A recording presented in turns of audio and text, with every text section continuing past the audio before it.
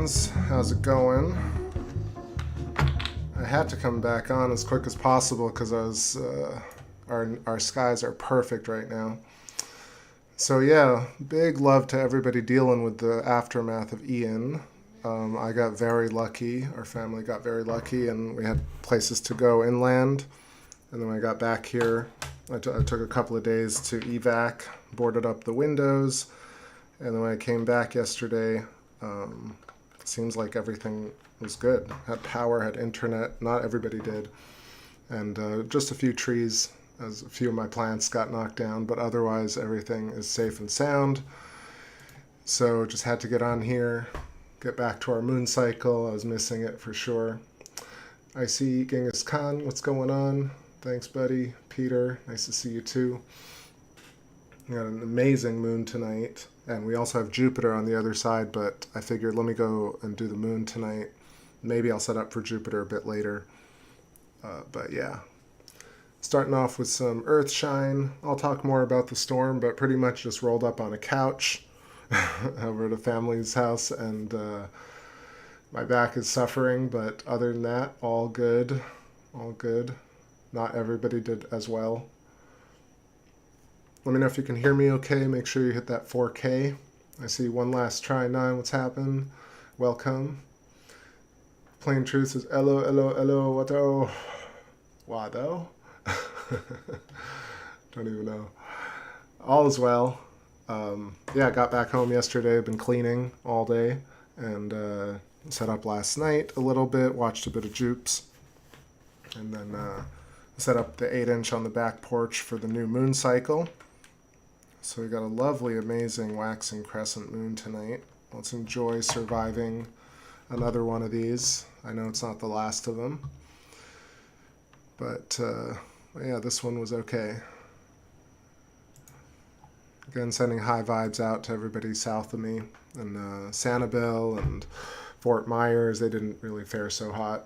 I'm just watching some of these reports are pretty terrible.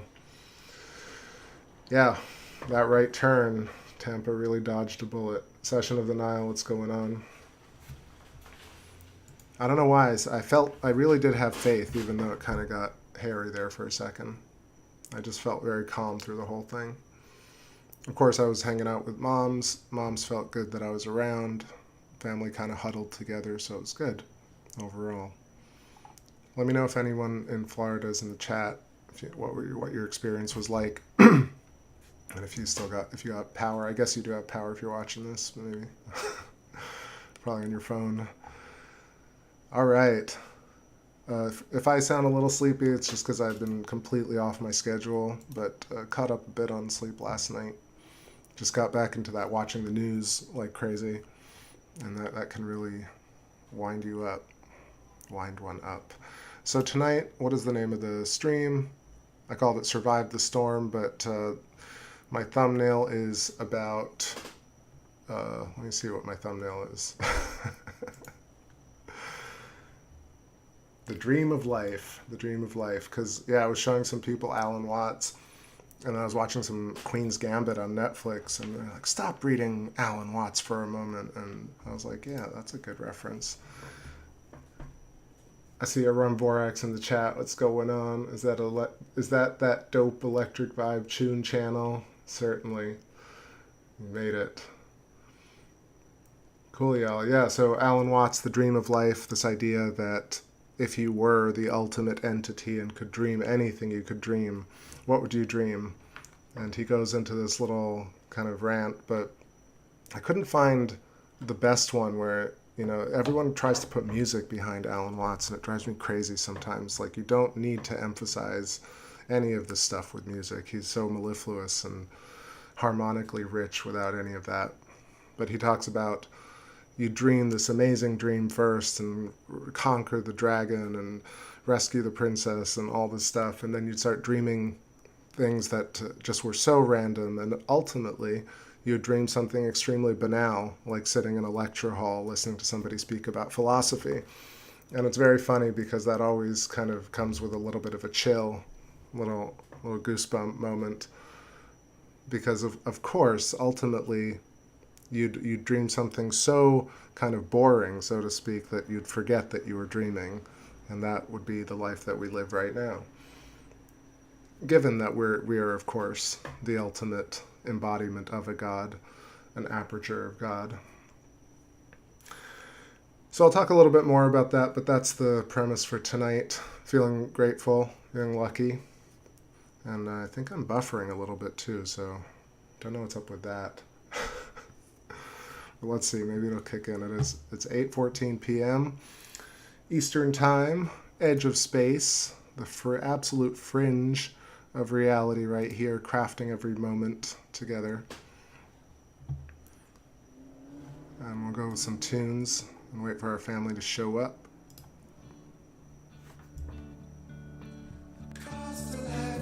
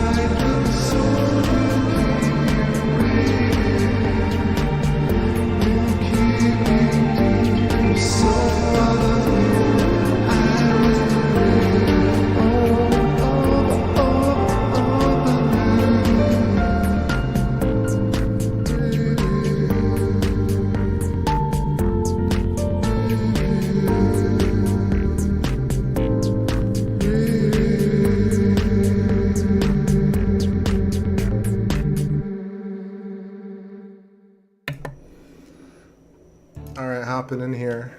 It looks green, but I guess the stream says, there we go, excellent connection. All right, let me know. I feel like it says concurrent viewers are like 1. I'm not sure, maybe it's not misreading it, but anyway, I see you all in the chat. I see Cyber Sully, what's going on? Welcome. Maybe everyone's just going out to check it. But yeah, it looks like it's green now again. Like I said, feeling very lucky that we dodged the storm this time. It's definitely not the last one. Cyber Sully says the 26th was the closest Jupiter had been in 70 years. What I thought it was like 59, but either way, close enough. But it's not just that. It's just that there was Jupiter opposition, right? There was the storms. There was the asteroid, the DART mission. There was the pipeline thing. There was also, what was the other thing? The new moon. Of course, it was new moon. September is notoriously energetic like that. So I knew there were a couple more things that I was looking up, but gosh, what an amalgamation, concentration of different synchronistic events. Felt ritualistic for a minute. It's going to be a wild winter, as Peter Battle. I think that's all right. I mean, I guess it could be dangerous, but it's also, I tend not to think like that, where I just anticipate the future like a dark future. People tend to do that and they don't realize that they're creating that dark future. If you want to create a future that's bright and positive, then that's what you have to think about. All these videos with all the hyperbole is just really not my thing. So yeah, it could be bad, but it could also be good in some ways. Like the skies tonight are just gorgeous. And you got to take advantage of all those moments for all those that have been lost. That's how I look at it, at least. So we got a beautiful waxing crescent moon tonight. I'm not sure. I feel it's something in the range of 27, 26% illuminated, I'm guessing. Got some cool Terminator action over Mare Tranquility, Sea of Serenity. At the bottom, Nectaris. And you got Theophilus Katharina. You see Theophilus with the bright white center crater, really not noticeable right down in the middle. Mare Crisium, of course. And gosh, I kind of wanted to talk about how terrible the movie Moonfall is. I watched it for a few minutes last night because, I don't know, it just popped up and people had been talking about how good it is, how bad it is. It is bad. It is like really, really bad.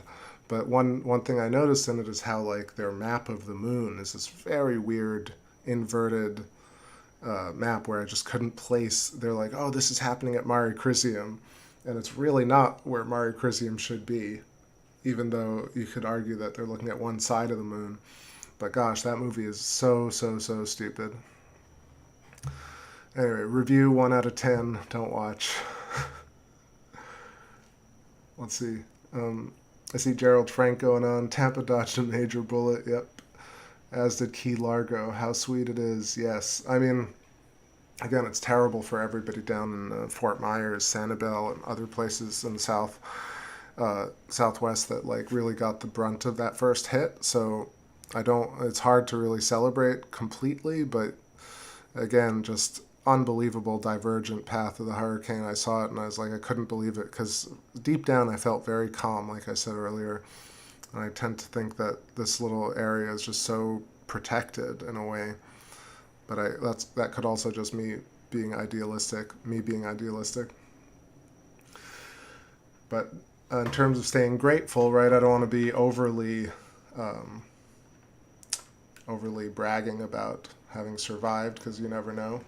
But again, I'll take what I can get here. Thankfully, the people that I care about, people around me, everyone did okay through it. Some of us lost power, but that's really the extent of it. And mostly I was away from my place for 2 days and thinking that maybe like a window breaks and the scopes and my computers, it was a little hairy. But when I got home, everything was fine. All the gear was fine. Power was on. So yeah, feeling extremely grateful. And then we get these perfect skies now with amazing moon and Jupiter and Saturn and all these alignments. So I'm excited for this astronomical cycle. Talk more about all the concepts I did last cycle, stellar metamorphosis, consciousness, working on a bit more of a focused presentation at some point. And if it's buffering a little bit, sorry, internet's still not, I guess it's not perfect.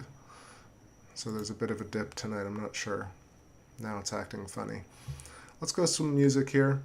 We'll go for a couple hours tonight. Let me know if you have any other thoughts and any song requests. Maybe I'll play a little bit, but we'll see.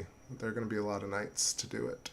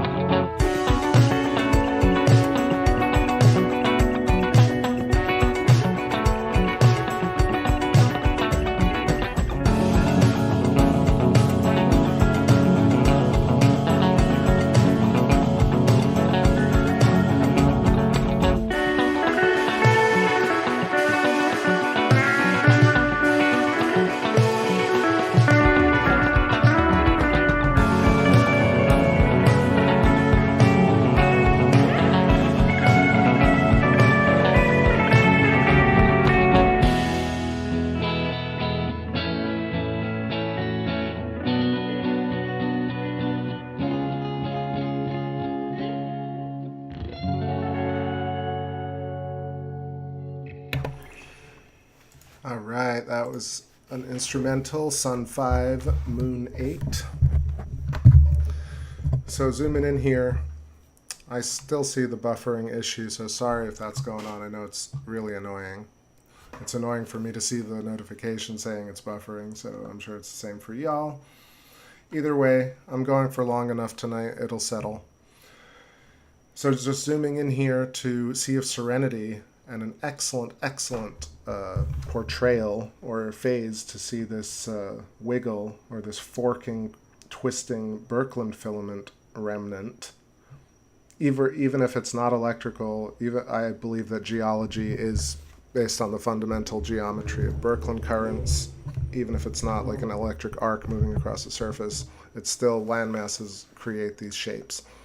So you see the forking, kind of twisting filament, and next to it, the crater, that is Ptolemaeus, one of my favorite features on the moon. And I think this is actually a particularly great phase to see Ptolemaeus, so I'm going to zoom in a bit more here. This is Sea of Serenity, the right side of Sea of Serenity. Right here is Sea of Tranquility, and then Mare Crisium to the right, Sea of Crises. Extremely sharp detail tonight. Like I said, I've been missing phases like this.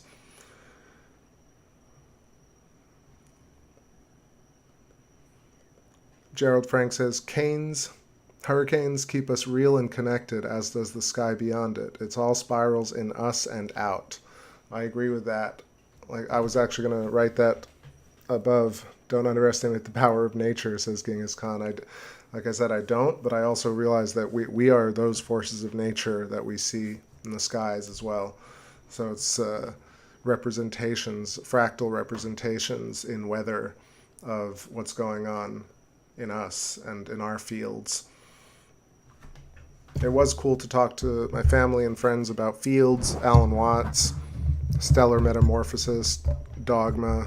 Just watch some shows together and talk about how the systems and the powers that be keep information gate kept, But it is possible to understand the self and consciousness and reality in different ways that is not taught in the mainstream.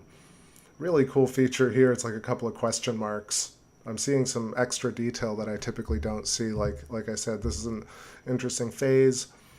So we're going to get some of the nicer features. Look at all this kind of twisting. It almost looks like those networks of stars that you see in the pictures on Thunderbolts. See this kind of amazing stretching happening, and or remnants of an electrical arc moving across the surface.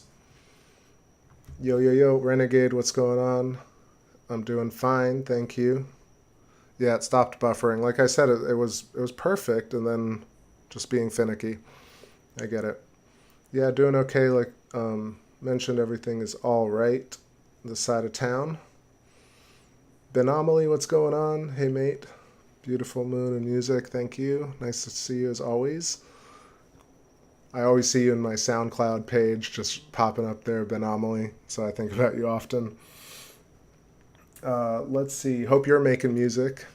I'm sorry if I haven't checked in a while, but I always hope my fellow songwriters are continuing their craft. So talking a little bit here about Theophilus. Theophilus is that amazing crater with the 3 central peak. And then Theophilus, Katharina, and Cyrillus are this chain of craters. You can see the dumbbell shape, and you can see the side-by-side nested geometry. This is right around Mare Nectaris. Really cool. Yeah, let's chill here for a second, make sure the buffering is cool, and then I'll zoom in even a bit more. Throwing on some tunes here, chippity tunes. Lots of new songs coming up. I'm not going to spoil them by playing half a song, but I think in a few weeks I'll be unveiling maybe 10 new tracks.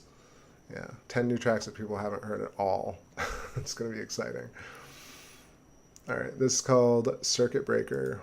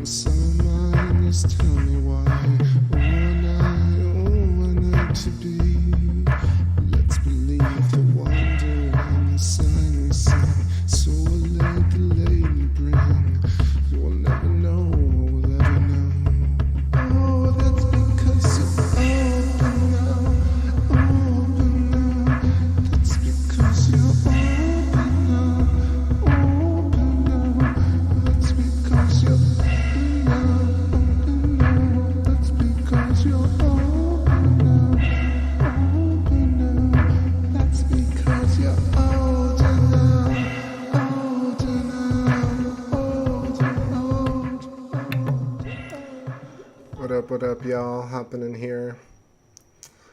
Like I said, I know it's buffering, and that's annoying, but I want to say what's up to Rozovsky. What's going on? Nice to see you. Thanks for the kind comments. Yeah, this Terminator line's epic tonight. I just want to do some cool zoomed in shots, but I'm waiting for the buffering to subside. Going back to the wide shot for a moment, just because I want to not miss our ability to see the Earthshine portion. And keeping going with the tracks here. That was Dark Realms. Let's go with something else. How about Electric Blood? And let's meditate on some no buffering. Come on. The connection should have like a 40 megs up, but I guess I shouldn't complain because I have internet right now. Let's go though. High vibe internet. High vibe.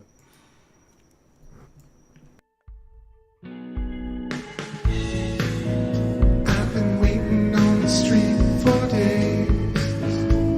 Don't treat me like a fool. I've been sleeping on the street for days. Don't treat me so cruel. I've been waiting on the porch for days. Don't treat me like you're cool. I've been waiting on the sea for years. I've been waiting for the secret all along. And you know what you say. Don't you know what the song can say? Singing about this dream so long for you. I've been dreaming about the song. So long for you, I've been singing about the song. So long for you, I've been dreaming about the one with you. I've been singing about this dream. So long for you, till I see the color of your eyes reflected in the picture I made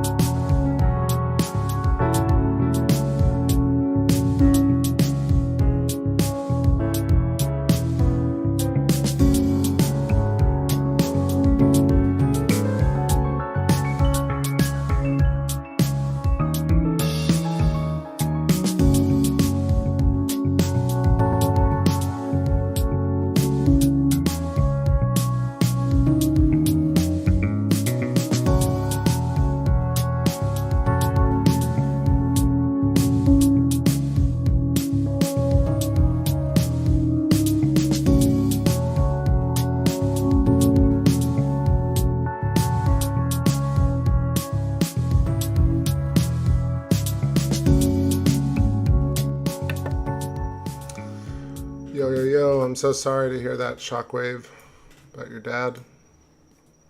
Man, it is really the season of that, right? It's crazy. So many people have lost their father recently, definitely people close to me, and their mothers as well. This past few days I was with my mom, actually, who is in hospice care. But man, she was doing great. It's so funny how, like, mothers do well in crises. So, of course, when I went over, she was feeling energetic and good. But it is really tough. We're all losing our parents, our generation above us, as we get older. But heart goes out to you, my brother. And wish your father a safe passage along the Birkeland filament into our cosmic array.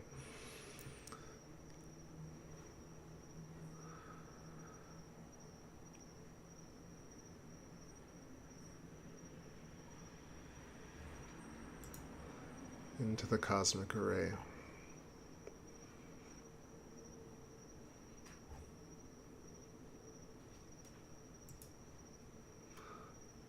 So yeah, I think I figured out this buffering issue right here. Looks like it's green again. I moved the computer over and the whole Wi-Fi system just a foot closer, and I think it actually made a difference. So, got the dark side, the Earthshine portion of the moon.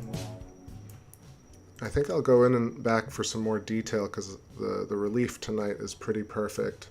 We got to celebrate making it through this crazy hurricane, and this month actually was just like a whole bunch of gnarly things happened. So I know I try not to talk about too many negative things on the stream, but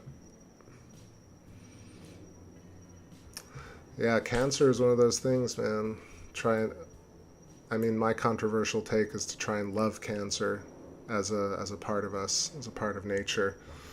All the hate against cancer maybe somehow makes it stronger. I heard that somewhere. I was like, wow, that's a really interesting take. But of course, in circumstances where it takes loved ones from us that are close to us and people we care about, it's hard to love it. But yeah, the whole kind of cyclical nature and fractal nature of the universe just is kind of very interesting game of numbers, because the universe, or us, we produce a massive amount of things, of matter, so to speak, and only a small percentage of that matter actually makes it. But enough of it makes it that I think we go along this fractal pathway that we get to a point where we are now. We have a lot of people and a lot of diversity. Shockwave is now the patriarch in the family. Well, you definitely have the gravitas to run it. Now it's time. It's a Game of Thrones situation. No, it's not. But even like the Queen and like this whole thing, there's such an interesting air of, pun unintended, of feeling about this turn over the new leaf, turn over the new page, especially after COVID and all this stuff. Very interesting times to live through. If I'm being honest, I think it's good that I had a childhood in the 80s and 90s where I got to see things before it turned into this craziness. So I feel like I've had a pretty full life, and I got to see some of the rise of artificial intelligence and robots, but I don't need to go through the whole thing. Hello, Gnostic Chef, what's happening? Feeling good, feeling great, great and grateful simultaneously for having weathered the storm, and all the people that I care about were okay. People who I also care about in the south of me are probably suffering much worse than us. It's kind of an unfair situation to be honest, but I'm still going to be grateful and send them lots of good energy down in Fort Myers and Sanibel and other islands, peninsulas, and areas that got hit directly by Ian, because Ian was just like a beast, absolute beast. Anyway, weird thoughts on loving cancer and loving death and keeping it close. I know that this is so like anti what people like want to think about, but when I read the Tibetan Book of the Dead, and then when I heard about, well, I didn't even hear about it, just you experience illness and chronic pain, And the novel way of approaching it is to kind of love it and integrate it as a natural component of life, like the other end of the other side of a coin, in terms of, how I've discussed contrast and self and other. And when Alan Watts talks about it, this idea of we can only see out of darkness, we can only hear out of silence, and the contrast of nature, to love both sides of nature as one. But it definitely sounds weird sometimes to say it. Yeah, not so much a game of Crazy Thrones, just a chill throne. Hope everybody's doing great tonight. I feel like the buffering has ceased, so that's great. Let's play some tunes and zoom back in so we can look at some of those amazing ripples up at Sea of Serenity. And also, if you maybe you didn't catch it because of the buffering, but there was a shooting star meteor that passed behind, or not behind the moon, but to the right of the moon on the right. Just say no to Skynet. Well, I have a whole rant about AI and the rise of the artificial intelligence systems, but I got to say that's also kind of a fractal emergence of life, right? It's unstoppable at this point because the people who are creating it are the ones that are could just stop creating it if it was something that was stoppable. But right now you have the head of NVIDIA, you have the head of Tesla, you have the head of all these people just saying, you know what, more. Let's do more. Let's add more things, make it more fractal, make it more emergent, self-aware. And yet they also vocalize this massive concern for the rise of it. It's very interesting how there are both the doomsayers and doombringers, and yet the populace is kept in the dark about most things, especially this last asteroid mission. What an absolutely crazy thing. Let me know, did anyone follow the DART diverting an asteroid mission, and what do you think of it? Then let's play some tunes as well. The Gnostic Chef says, death comes as a blessing so long as we recognize it as so. Well, for me, it's a complicated explanation, but it is ultimately, of course, that at one point we didn't exist, and now we exist, and then at some point we won't exist. So there are 3 points along a line or along a curve, and the most obvious thing, if we were to infer from this patterning, that there will be another us existing, and that means we're eternal at this point. And then if we're God, because we created our own bodies and our own eyes and put everything in its own place, and we're within a conscious field, an emergent conscious field, therefore death is just one side of the coin of life. So you get life because you die, and you die because you get life.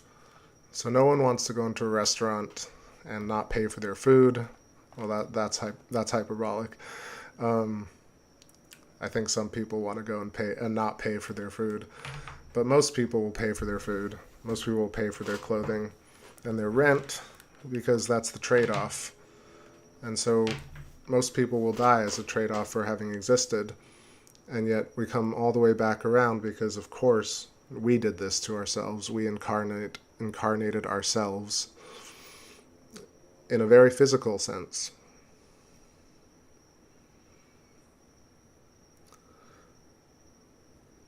Let's see, Cybercelly says, I'm glad I had my childhood in the 50s and 60s.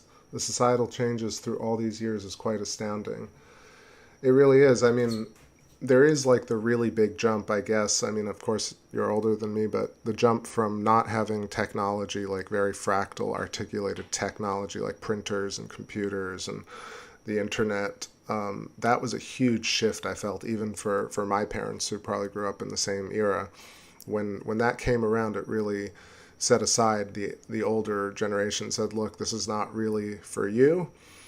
And then it empowered a whole new generation of people to make, inroads. And that was my generation and beyond. And now it's a whole thing where their kids are growing up, kids are just growing up in the bubble of tech existing, and you're seeing this massive, prodigious jump of talent and technique and ability to learn in a way that is just unbelievably fractalized and pointed and distinct. And you see younger and younger people just picking up all sorts of skills very quickly at the highest level. So, but it's interesting because the more that happens, I want to say, the more soulless things kind of become, because the soul is almost being threaded through too many needles, and you get this fractalization of the hyper intelligence. And we see there are so many people who are so good at something that it makes being good at something not that interesting anymore. It's really fascinating. And years ago, when there were only one or two people who had that crazy talent, they were so much more lauded and appreciated because there was so few of it. And that talent is and now granted, I think it might even fractalize further, where it's just smaller and smaller groups appreciate more and more refined and unique talents and viewpoints.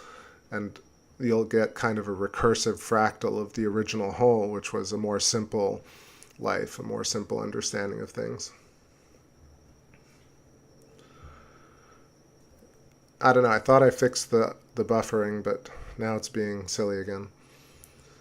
Shockwave says, yeah, I'm in Florida. How did my house hold up? My house held up really well. I'm very thankful. I did rig all the windows and the doors, so no flooding, no damage. I was a little bit nervous that I would have had no power or water or such, and it's always tough to have tons of gear, especially like computers and scopes next to a window. You really can't move that stuff at a moment's notice. So when I have evac, it was a little nerve-wracking, but when I got back and things were good, I was happy. Yeah, Renegade says something great, which is living forever is hell. Yeah, why would you want to actually be immortal when you really consider it? Death is actually this great release from a short, logically long experiential moment or interval. So we can love death from that vantage point. Renegade says, how long is your song? My song is long as the day is long. All right, I do need to get some zoomed in shots here before I get distracted. Let's see what we doing. Maybe this one. Rid your mind.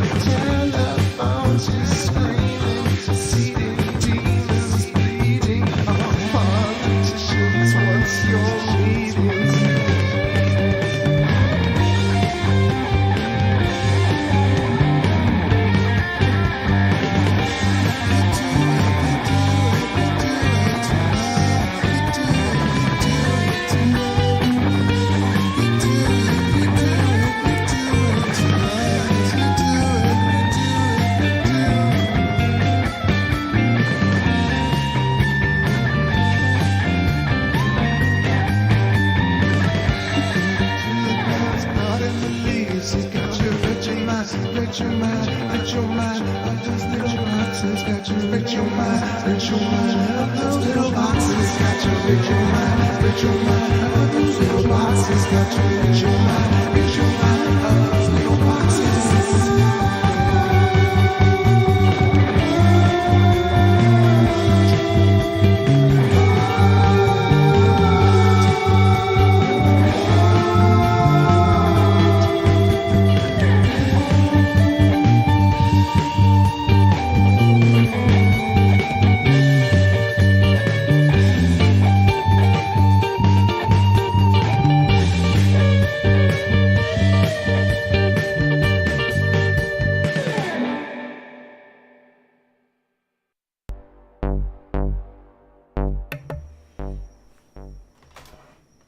Yeah, it's hopping on here for a sec.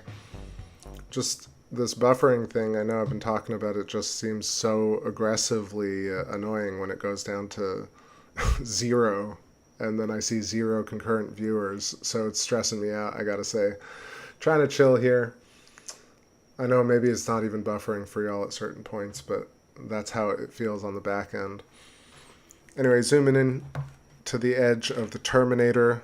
Yeah, shock. I did actually blow it out just a little bit on the exposure because of this portion is not shown as well.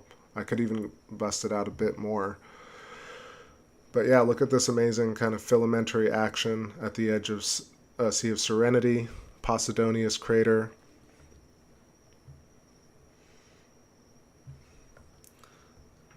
I want to zoom in even further here. But even now I feel like I'm getting a little bit of aberration. Maybe the moon is already setting. Such a cool little phase of the moon here. I love it. Let's see if I can adjust the settings a bit more.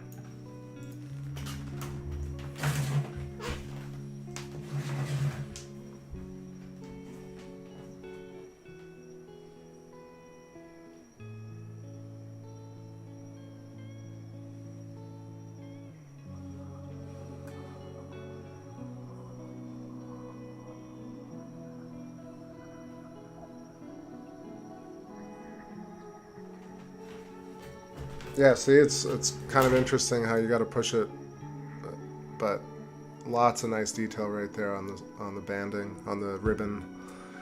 Electrical filament, you can see the twisting coaxial nature of it, and the two forked ends, or just mostly at the top, but you can even see the bottom forked end right there.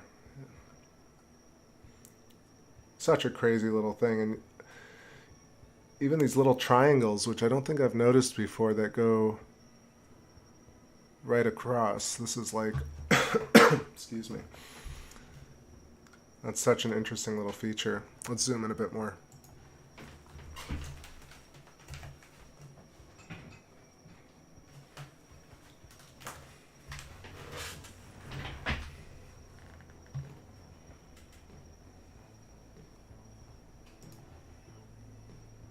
Yeah, you're seeing those little triangles being formed. Let me scribble on top of them. Hopefully the connection will get better in a moment. That's what I'm talking about right here.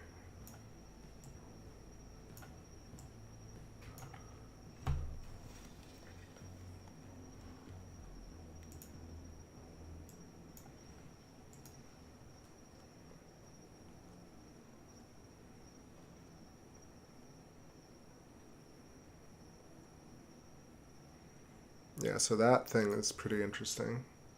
I don't think I've really noticed them before. Not that distinctly.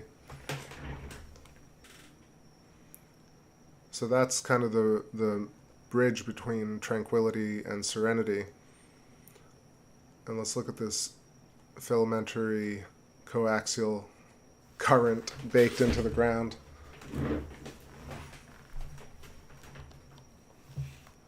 Such a cool little shot.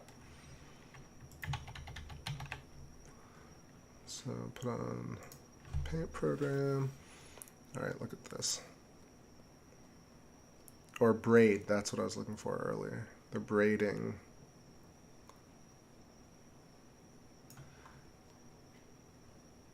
And then the forked nature of it. And this is really exactly what a coaxial Birkeland filament looks like. And along this Birkeland filament, this is where these Markland convections happen, these stars where the wires cross. So we have, and look at that, it's almost like barbed wire. But it's just recursive fractaling, and this is almost like our nervous system, or nerves in our hand, or a lightning bolt.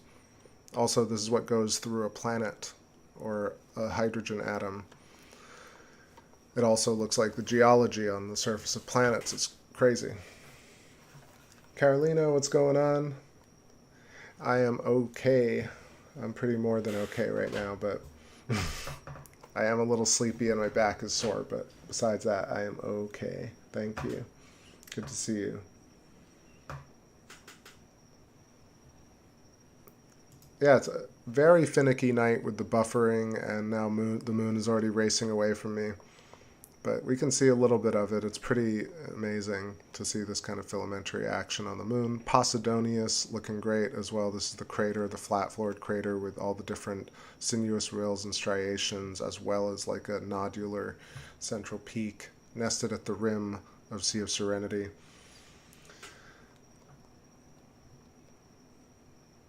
Astralis, what's going on? Nice to see you. Namaste. Shockwave says it's light playing tricks. I'm not sure what you're referring to, but the entire universe is light playing tricks.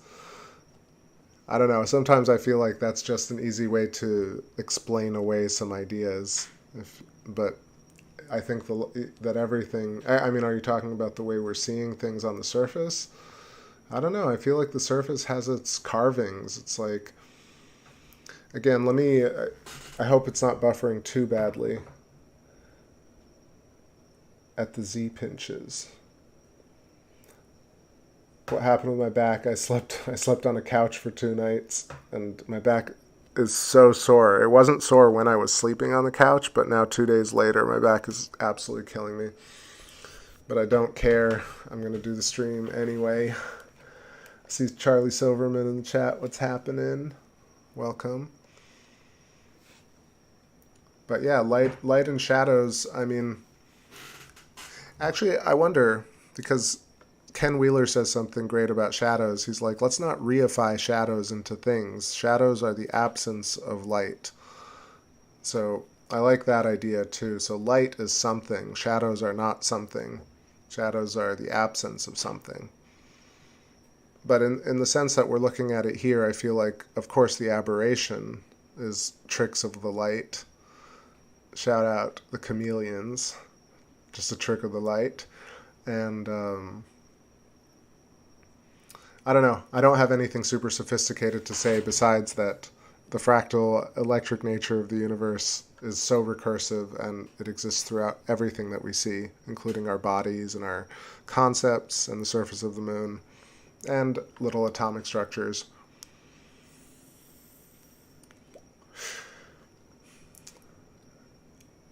There was an interesting idea that I want to reiterate from Jeffrey Walensky about stellar metamorphosis. So let's imagine the Earth being a star, which I think it was. And so like giant Earth star actually captured the moon being also an old star that had already died, and or just evolved to a certain stage where it really didn't have life on it, but it still was a bustling world. And then what happened was that the Earth star captured the moon, and the moon went into orbit around the Earth. So this idea of the far side of the moon being highly cratered, heavily cratered, and very uniform in its cratering, versus the front side where we see features like Posidonius and the Mare, that potentially the Earth side the surface of the moon facing the Earth was actually melted by ejecta from the super protoplanet, or like evolved star Earth. But the side facing away from Earth was actually pummeled by debris and asteroids coming to coalescing to Earth star.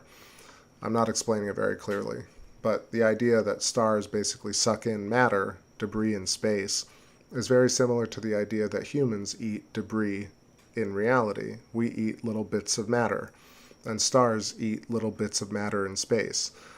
And so if Earth was a star before it became an Earth, and it actually captured the moon, or just we synchronized our vibration with the moon, then the surface of the moon facing the Earth would be different than the far-facing surface. And therefore we see these amazing filamentary currents that maybe this was the electrical interaction between the surface of Earth and the surface of the moon. And the surface of the moon facing away from us, the far side, was actually prone to meteoric impact. So it's a combination of both theories. Hope that came across relatively simply, but let me know what your thoughts are on that. I think the buffering is subsided, but still red over here. Let me zoom out a little bit, not get too myopic on this region. But yeah, Posidonius is rarely in view, so at least at this relief angle.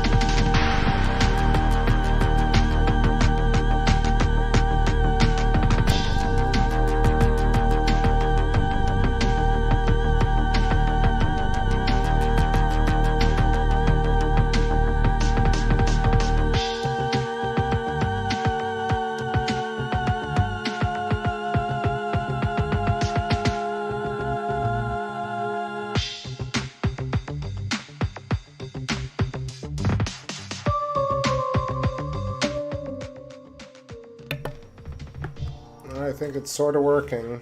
I extended the cable even more, and I rotated the camera so we can see this awesome Cheshire green moon.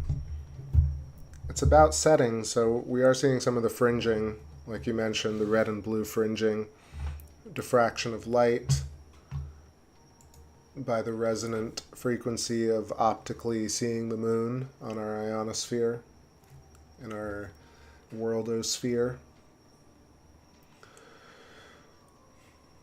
What's going on in the chat room? Just trying to read a little bit here.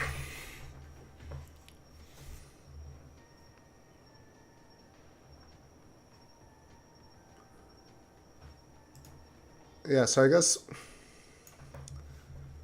while it's not buffering, now I can talk a little bit without fearing the Reaper.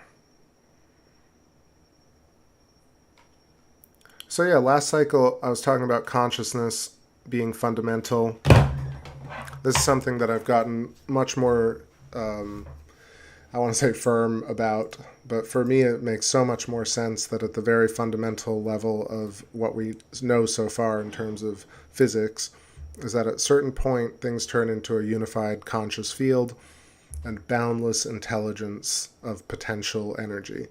Now, we could call this the ether, we could call this potential energy, we could call this the mind of God. Maybe we cannot see past that boundless field of energy.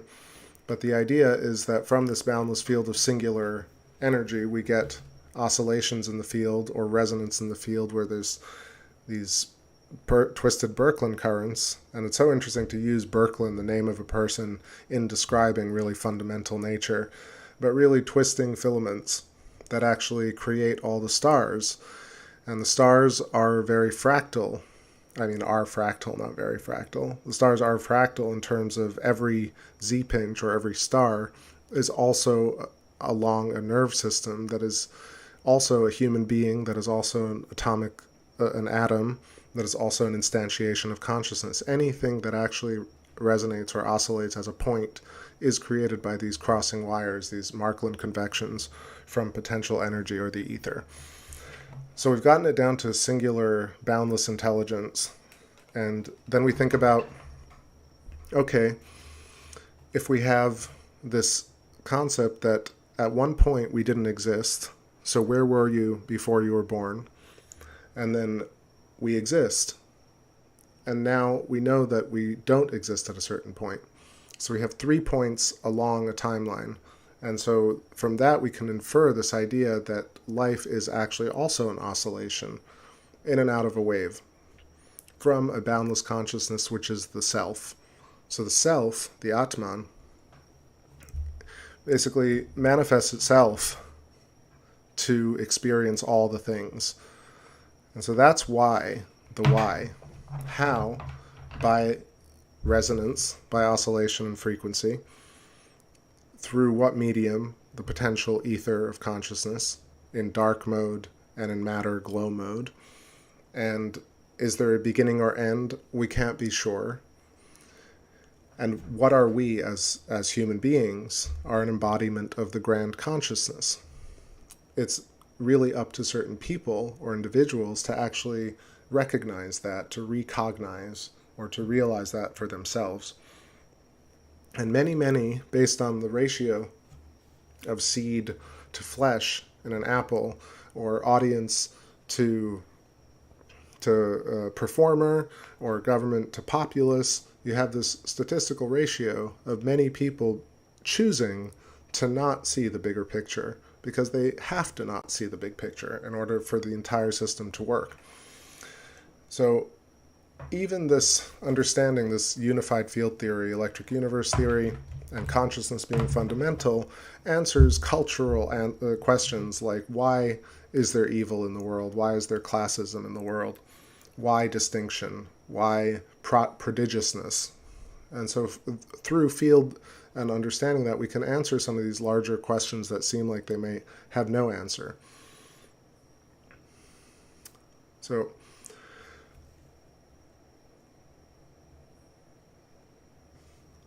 and when I say fractal, we can refer to most people might think of a Mandelbrot or a fractal set on a computer, But really, the nature of fractals, in the way I'm explaining it, or in the way Buddy Daugherty explains it, is that it's really self-similarity, or similarity at every order of magnitude, of experience and of optics and of sense. And therefore, anything that happens in a hydrogen atom happens in a human body, happens in a planet, and so on. And it's inextricable because, in fact, if you just imagine it, we are completely tethered to Earth electrically. We're like filaments on the surface of a planet. Like hairs are grown along a human body, human beings are grown along the hairs of the electric field of the Earth. And so there's this idea actually explains some of the larger questions, like I said, but one of the big ones is like, why are we here? And like, how did human consciousness end up here? And why is it the hard problem of consciousness is immediately answered by resonance and is immediately answered by emergence. When the Earth was ready to produce life, it produced life. And therefore, things are completely natural. And in fact, it actually replaces these larger kind of ad hoc ideas like Mother Nature or the great patriarchal God. You know, just wait till Daddy comes home. Or, oh, Mother Nature did it. Or that's genetic code. Or that's evolution. There's nothing wrong with these terms, but these terms don't actually explain what's going on. Not really in any way at all. They just are some descriptors for things. And because they sound good, and because most people can grasp some of these ideas, we attribute so many things to, Mother Nature takes care of it. These red blood cells self-organize. DNA replicates. Stars explode. Like, who's exploding the star?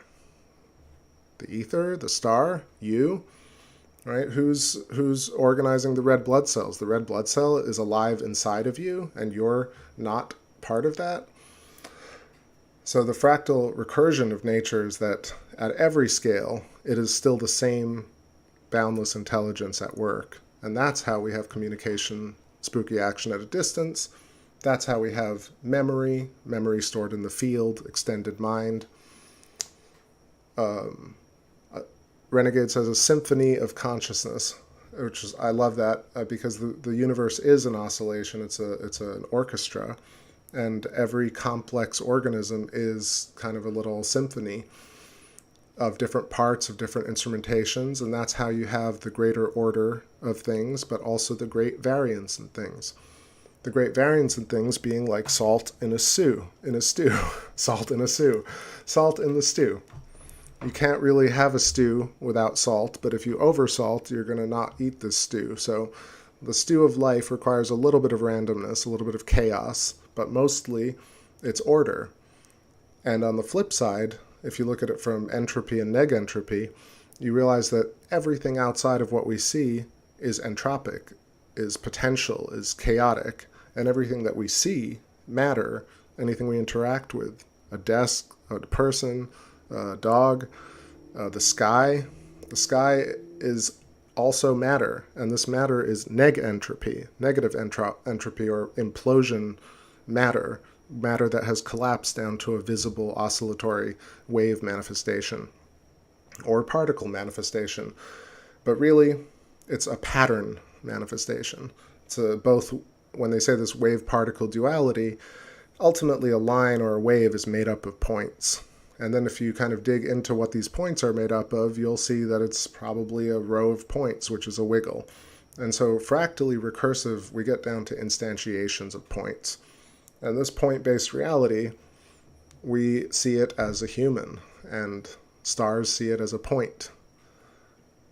But it doesn't change the fundamental conscious nature of it. Dagger Spells, what's going on? Peace, peace. Nice to see you. Hope all is well. Let's see, Cybercelli unfolding and refolding in a never-ending cycle. At least as far as we know, it's never-ending, right? By 3 points of inference, we can figure out that we might probably exist again after this. Renegade, damn you, pot. Were you talking about pata at some point? Is that what you're referring to? Not sure. But yeah, those are some ideas. That's what I want to talk about some more and make some slides that I can actually put up while I talk about this. But Extended Mind, Eileen McCusick put out some videos recently. Rupert Sheldrake did the last Thunderbolts Project where he's talking about panpsychism. So interesting, all the comments under that video for Thunderbolts Project. But either way, it's always great to see Rupert talk and people to recognize him.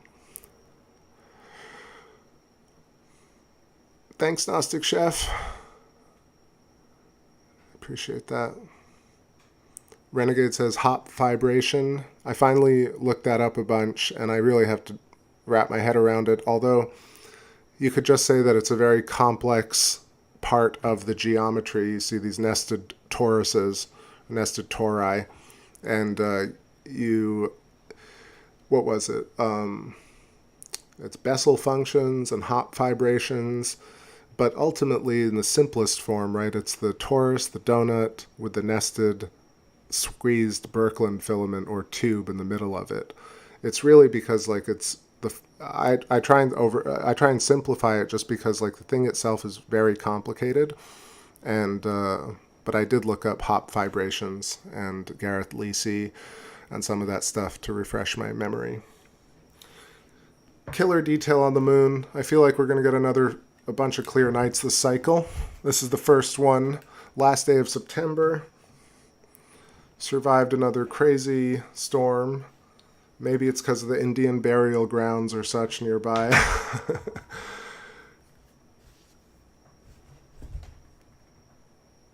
Renegade says Patya, green leafy.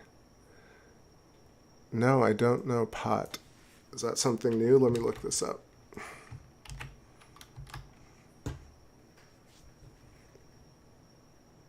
Is that pediatric abusive head trauma? I don't know what you're talking about. Let me know. Let me know. All right, time for a track. I ranted a little bit, but I'll be talking about it some more. Yeah, Eileen McCusick, Rupert Sheldrake, and there's so much more to it. But really, just starting to understand about where we store memories is pretty important. So they're stored outside the human body, and it just makes so much more sense that way, that we're inside the shell, the moment of now, our own field, and that field informs us. I just can't believe we live in such a world where people wouldn't even consider this idea. Like, most people don't even consider this idea, let alone the idea that you made your own eyeballs and your own brain and your own organs, and you put them all in the correct place and you played them. I mean, it's called an organ. I know that's pretty stupid, but it's true. Like, it's true, though. There are so many words that are the same meaning, and people, like, air currents. People are like, no, it's air currents. I'm like, but current is an electrical term, you know, or wind. Wind is wind, or wind up, or spin. So things like that, silly stuff. The gymnastics of linguistics.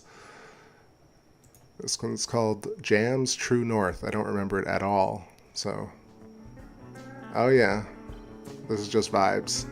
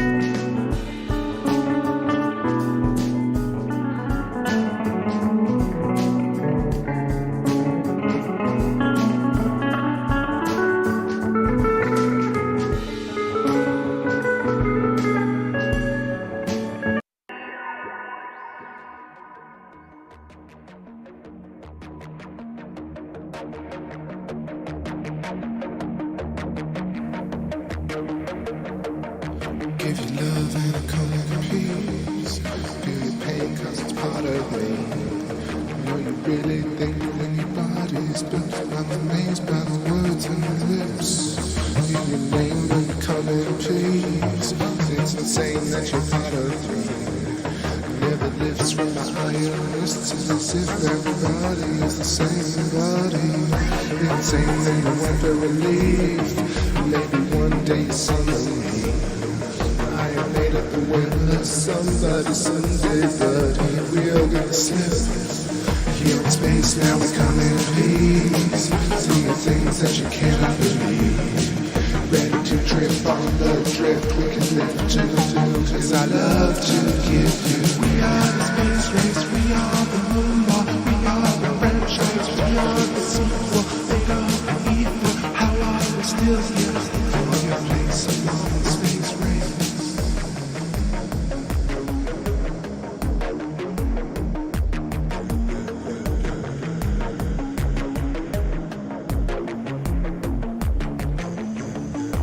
Standing at the Interlock corner on a beach outside of heaven, across the street from where I grew up after bombing rains.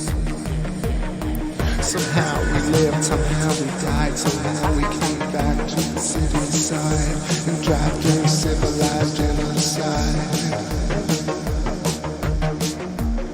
We had to fight with your armies, held down from the Western forces. Had no love for the army, we bear no hate for the Western forces.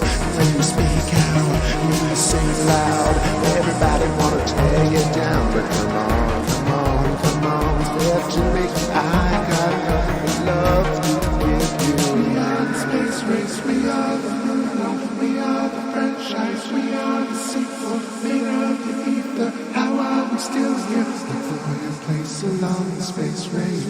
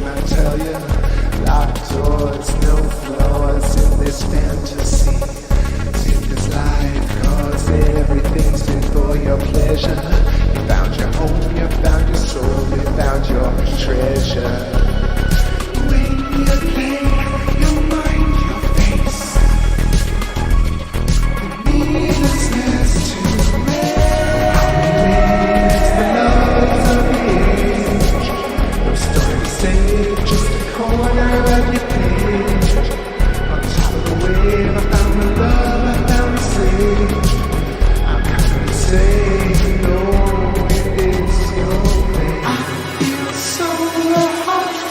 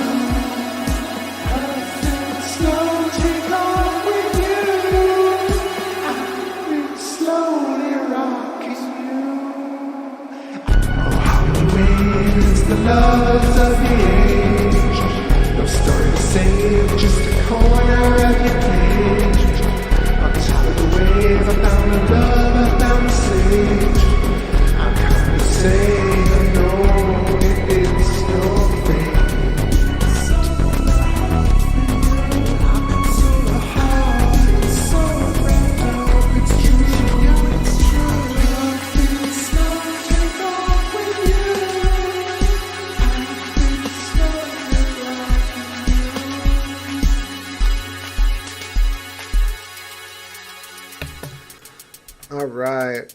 Okay, so everything coinciding, no buffering. Found Saturn just by feel. It's pretty lucky. But my little battery is gone on the reticle, so I couldn't really see the red dot.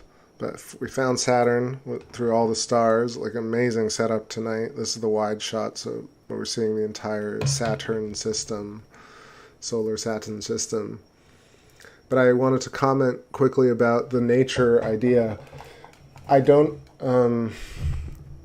when Peter Battle, you said there's no lie in nature, and Cybercell, he says, I am of the opinion that we have a tendency to overcomplicate the truly simplicity of nature.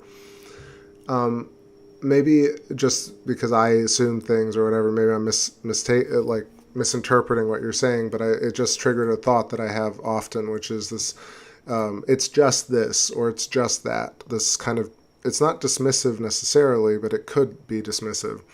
But more so, this kind of othering of nature is what it actually made me think of. And I always use an opportunity like that to talk about things if it jogs my memory. But yeah, I feel like often, even in intellectual circles, there's this kind of reference to nature as this otherment, this other thing.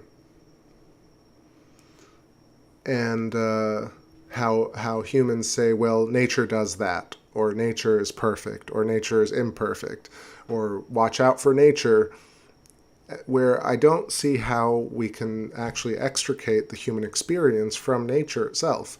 Therefore, we're kind of othering nature and saying it does this, but not saying that we are doing the thing itself. We are completely tied to whatever nature is doing, intrinsically and extrinsically. I feel like that. But it just made me think of that. I feel like nature can't be separated from the human experience here. Even planets, just the fact that we extend our minds and our optics to be able to interact with Saturn is actually a grand feat and not the opposite, not a diminished feat. The fact that we see a spectrum is not a diminished feat of, oh, I wish we could see more spectrum. It's a feat that we do see spectrum at all. So it's recognizing the smaller thing as the more powerful thing, and recognizing that in and of itself is the full realization of things. All right, so Saturn system, let's zoom in and see what's going on. Tour through the stars. What's this one? It's called active refraction.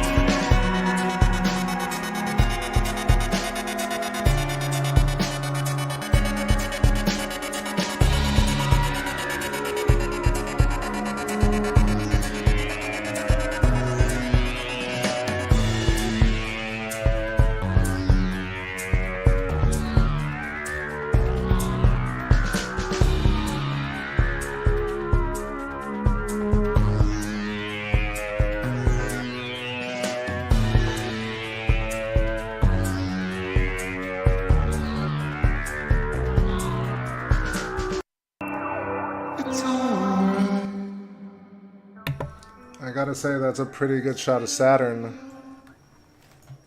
Very interesting. Almost looks like a background, like it's against a curtain of darkness. No, come back. Alright, so this is the 8-inch scope, cam direct to scope. And the shadow of Saturn's center against the rings is sort of what I was talking about. On the right side, you see that kind of break. It's very interesting, very cool looking. Great separation in the rings. And I'm just going to kind of leave it here for a moment, see if we can stay steady. Got some time with Saturn tonight. Middle band also, we can see a lot of nice detail there. What's going on in the chat room here? Did I miss anybody? Let me know if I missed you. It's Mother Nature and Father Time. Yeah, what do you think about that whole nature thing? I feel like we really can't extricate humans from the natural experience. We are nature. We even say human nature, but really it's just nature. We're a version of nature. I guess you could say human nature, but I don't want to other nature anymore. Oh, nature is spirals. Nature does this. I mean, we do this. Anyway, pretty stunning shot of Saturn. Again, feeling very grateful. Yeah, I should really set up maybe later or tomorrow with proper 2-star alignment so we can get a little better hang on it, but wow, so nice.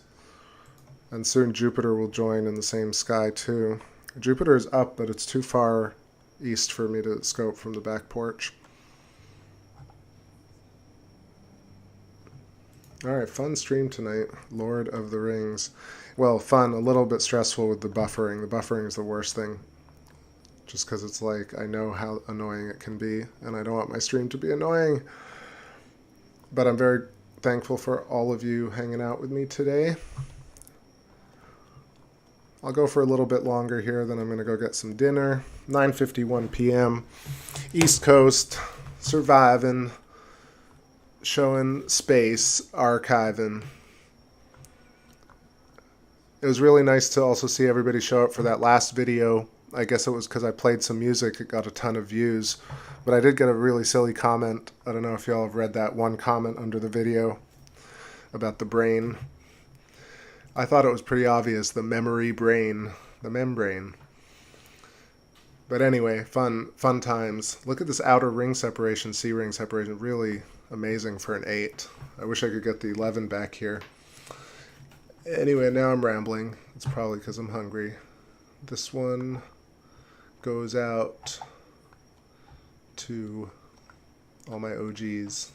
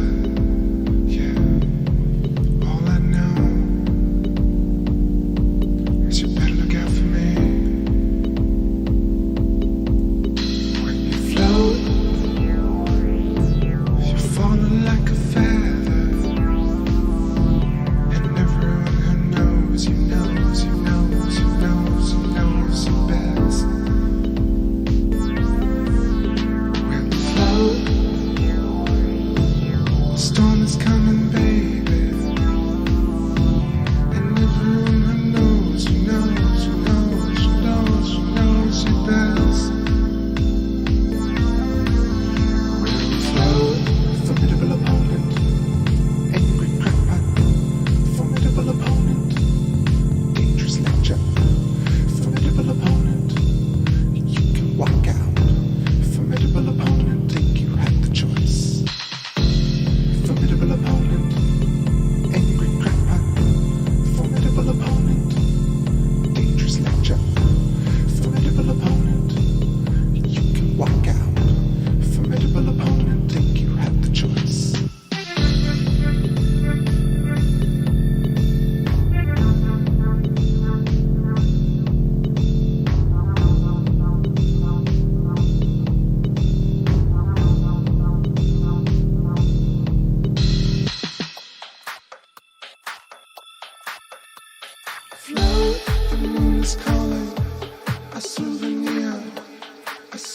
rescue.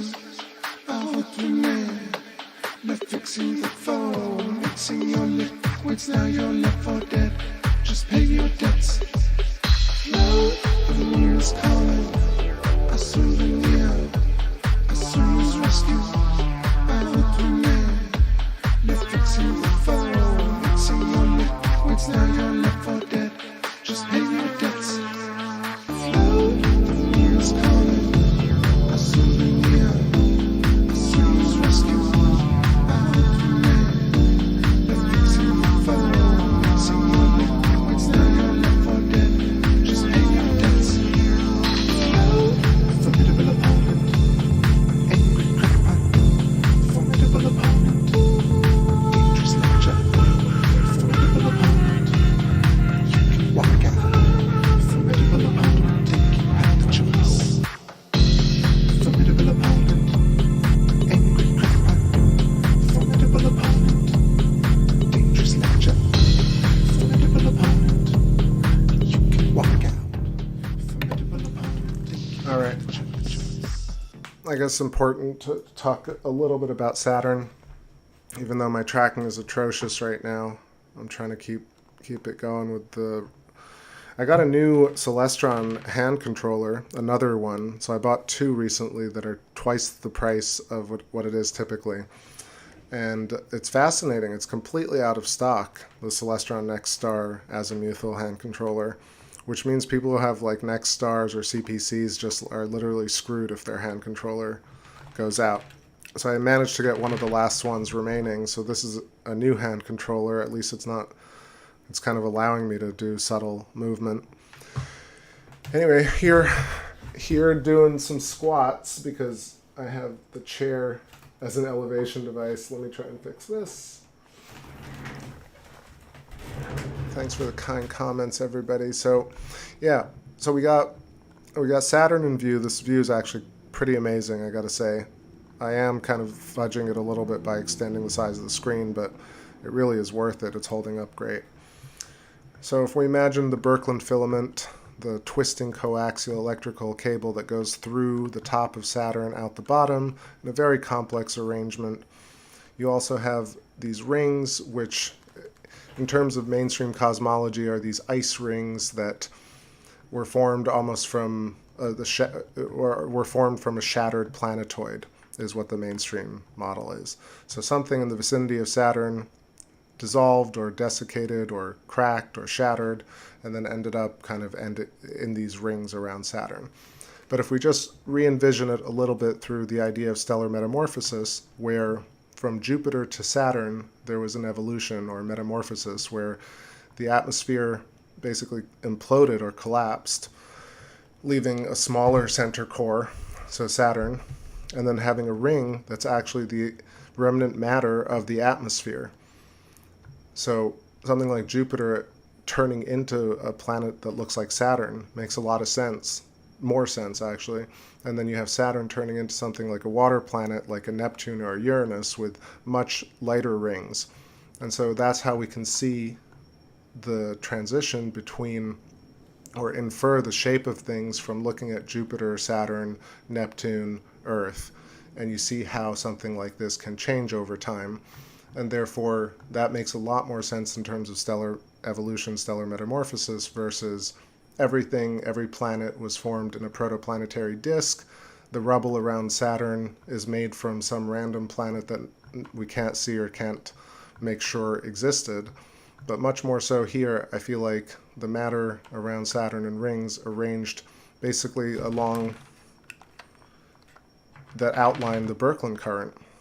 So you have rings that are counter-rotating rings and thin rings that have matter coalesced along the bands of previous etheric spheres. So the spheres that, if you just imagine, go around are just basically a big version of Saturn, like a bubble around Saturn. These rings, I imagine, outline those bubbles, but they're flattened by the gravitational collapse. But it doesn't mean that Saturn is going to explode or implode. It actually possibly means that Saturn might evolve into a habitable Earth that creates people at some point in 50 billion years or so. So stellar metamorphosis, really interesting. I'm sure I'm butchering a bunch of the ideas. I started listening to some Jeffrey Walensky before I streamed tonight to just refresh. But again, stellar metamorphosis, killer idea. Looking at Saturn through that filter changes a lot about it. Also, Saturn is electrically charged and active. And you also have this idea that Saturn is its little solar system right now with its moons, which we can see in a little bit.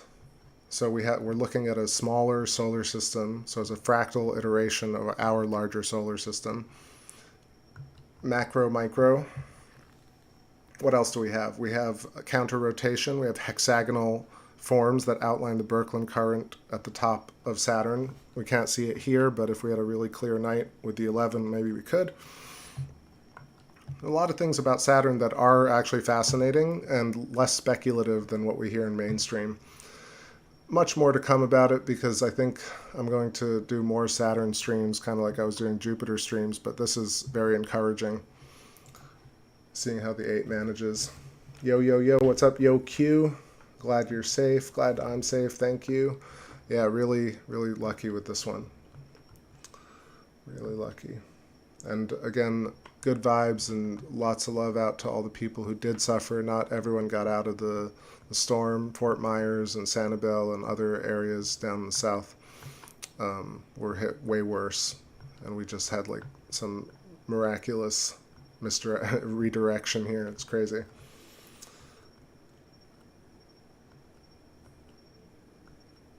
Cybercelly says, all planets will experience the full scope of all planetary expression as they transmute through their lifetime. I think that's an interesting note. I feel like it's important to emphasize that not every star turns into a habitable planet, right? That's the idea, is that there are tons and tons of stars that form, and only a small subset, likely a ratio of like 10%, 1 out of 10 universes it succeeds, 1 out of 10 stars succeeds, or 1 out of every 100 stars succeed, and ultimately kind of go along the transformation curve outlined, and maybe will become a habitable Earth and people. But maybe a lot of planets don't do that, which is why you have this kind of fractal nature of life, which ends up becoming even more fractalized as we create now a new intelligence that's going to emerge on Earth, which is a representation of us, but that works at much finer and finer detail and works way faster and more efficiently, but is essentially a reflection or an echo of the human race. Artificial intelligence is not its own thing. Artificial intelligence is, we are the creators. So we wouldn't consider ourselves alien, but would you argue with an AI in 1,000 years that says there were ancient aliens called the humans that made us? And people are like, no, you're a crackpot. You're literally a crackpot. So stupid. Anyway, you know what I'm saying? So I feel like now we're sitting here trying to say nature is different, AI is different, planets and stars are different, but in fact it's all the same thing in a very simple way. But fractally recurring and fractally recursioning iterations of itself to experience the vast breadth of possibilities. That's really the answer there. It's like, why are we doing this? We're doing this to have the most amount of possible experiences and then remix those and have them interbreed and cross-reference them and then do karaoke and bake them in an oven in a solar microwave and then get married to it. And then you have a new theory and it keeps going. And then ultimately it all kind of resets. It must reset at some point. But we do have this kind of forward-feeling trajectory. So I feel like that is something that we actively pursue, this forward-feeling trajectory. Like the great mechanism at the end of time.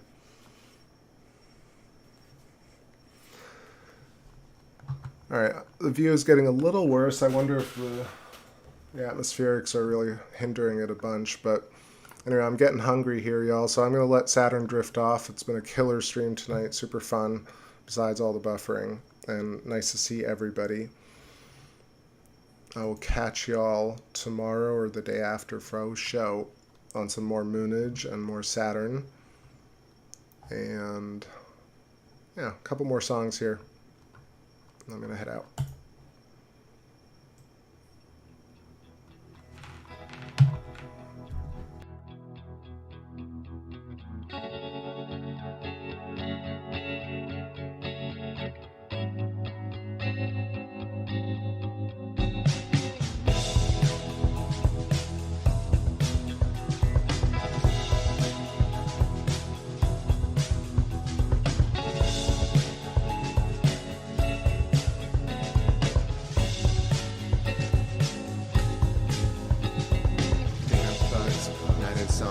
Find its way into the hard dry stone. Feel the sun, bring the wine, tally the time until the twilights are gone.